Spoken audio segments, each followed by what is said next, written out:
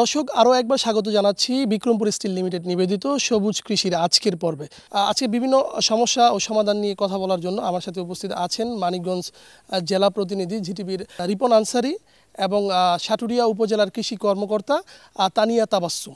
তার কাছ থেকে জানতে চাইব যে এই মানিকগঞ্জ জেলার সাটুরিয়া উপজেলায় কি পরিমাণ জায়গাতে কৃষি কাজ করা হয় এবং কি ধরনের সবজি ফসল বা ফলাদি উৎপাদন করা হয় এই বিষয়টি আমাদের একটু জানাবেন। আমাদের মানিকগঞ্জ জেলার সাটুরিয়া উপজেলায় 10,220 হেক্টর জমিতে বিভিন্ন ধরনের ফসল আবাদ হয়ে থাকে।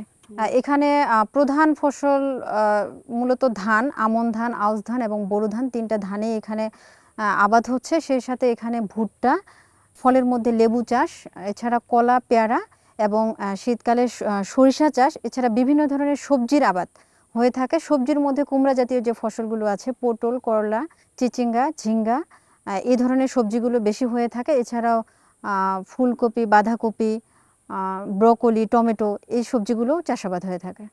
আচ্ছা, ধন্যবাদ আপনাকে। এ পর্যায়ে একটু কথা বলতে চাই আমাদের জিটিভির মানিকগঞ্জ জেলা প্রতিনিধি।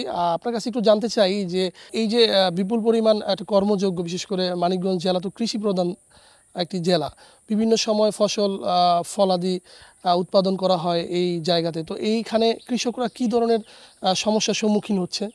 ধন্যবাদ। আপনারা আসলে জানেন মানিকগঞ্জ জেলা কিন্তু কৃষি নির্ভর একটা জেলা। এর মধ্যে যেসব অঞ্চল, বিশেষ করে সাটুরিয়া উপজেলায় কিন্তু কৃষিক্ষেত্রে আবাদটা সবচেয়ে বেশি হয়। বিশেষ করে সবজি, শীতকালীন যে সবজিটা হয় সেটা কিন্তু মানিকগঞ্জের মধ্যে সবচেয়ে বেশি সাটুরিয়াতে হয়। আর এখানে আমরা যখন কাজ করতে যাই, মাঠে যখন সাংবাদিকতা করি, নিউজ করতে যাই, তখন আমরা কৃষকদের কাছ থেকে কিছু অভিযোগ পাই। সেটার উল্লেখযোগ্য অভিযোগের মধ্যে রয়েছে তারা সময় মতো সার পায় না। যে মুহূর্তে তাদের যে কৃষি সার দরকার, সেই সারগুলি কিন্তু সময় মতন তারা পায় না, এর ধরনের একটা অভিযোগ আছে। আর তাদের আরেকটা অভিযোগ আছে যে এই সরকারিভাবে যে সারগুলো বরাদ্দ হয় সেটা কিন্তু তাদের জন্য অপ্রতুল, একটু কম হয়ে যায়, যার কারণে তারা বাইরে থেকে সারগুলো ক্রয় করে তারা জমিতে আবাদ করে। আর পাশাপাশি যেটা এই জমিতে বিশেষ করে যে কোনো বিশেষ কলাসহ বিভিন্ন সবজির যে ফসলগুলো আছে সেগুলো কিন্তু জমিতে যে ফসল বিষ প্রয়োগটা বেশি করা হয়, যার কারণে কিন্তু আমরা এতে কিন্তু মানিকগঞ্জে যারা এই সবজি চাষ করে তারও একদিকে বিব্রত হয়, পাশাপাশি যারা এগুলো ক্রয় করে তারাও কিন্তু বিব্রত অবস্থার মধ্যে পড়ে। আচ্ছা, এই পর্যায়ে একটু আপনার কাছে একটু জানতে চাই যে আসলে এই যে সারের যে সংকট, সেই সংকটটি উত্তরণে সরকার কী ধরনের পদক্ষেপ নিচ্ছে? এই প্রতিটি ফসলের মধ্যে যে একটি বিষ প্রয়োগ বা হরমোনের মাধ্যমে দ্রুত উৎপাদন করার যে প্রবণতা, এইগুলো কিভাবে নিয়ন্ত্রণ করছেন আপনারা? এখানে আসলে সারের সংকট বলতে সারের আমাদের পর্যাপ্ত বরাদ্দ রয়েছে। সেটা আমাদের দুই ধরনের ডিলার থাকে উপজেলায়, বিসিআইসি এবং বিএডিসি ডিলার, এবং প্রত্যেক মাসেই হচ্ছে আমরা ডিলার ওয়াইজ আমরা বরাদ্দ দিয়ে থাকি। এই ডিলারদের কাছ থেকে খুচরা ডিলাররা নেয় এবং খুচরা ডিলারদের কাছ থেকে কৃষকদের নেওয়ার নিয়ম বা কৃষকরা কিনে। তো পর্যাপ্ত বরাদ্দ আছে এবং আমরা রেগুলার মনিটরিংও করতেছি। সার সংকট হওয়ার মতো এরকম কোনো পরিস্থিতি এখন পর্যন্ত আমি পাইনি।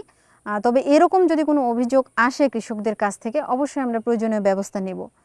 আর বিষ প্রয়োগের যে বিষয়টা আছে, বিষ প্রয়োগের বিষয়টা আসলে কৃষক এলোপাথারিভাবে বিষ প্রয়োগ করে, ঠিক আছে, কিন্তু আমাদের মাঠ পর্যায়ে যে উপসহকারী কৃষি কর্মকর্তারা আছে, আমরা তাদের মাধ্যমে, তারা যেহেতু ব্লক পর্যায়ে থাকে এবং আমরা বিভিন্ন ধরনের উঠান বৈঠক করি, যার মাধ্যমে আমরা, এবং আমাদের মাঠ পর্যায়ে কিন্তু বিভিন্ন ধরনের কৃষক মাঠ স্কুল পরিচালিত হচ্ছে, যেগুলোর মাধ্যমে আমরা কৃষকদের পরামর্শ দিয়ে থাকি যে তারা যেন হচ্ছে বিষটা কম ব্যবহার করে, এবং পাশাপাশি তারা যদি ব্যবহার করেও সেক্ষেত্রে যেন তারা জৈব বালাইনাশকটা বেশি ব্যবহার করে এবং রাসায়নিক সারের পরিবর্তে তারা যেন জৈব সারটা বেশি ব্যবহার করে।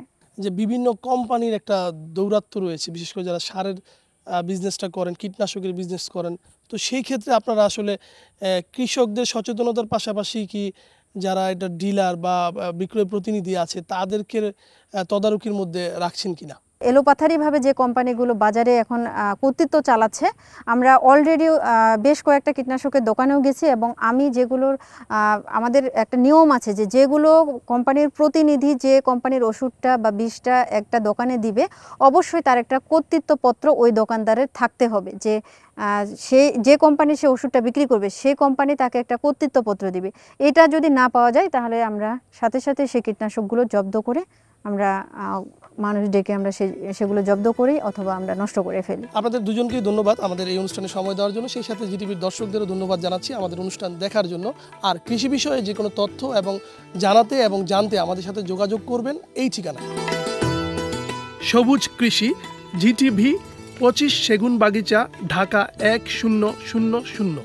Phone 83910215, mobile 019214000867, email sobujkrishi@gmail.com।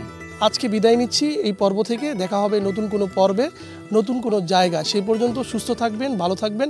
আল্লাহ হাফেজ।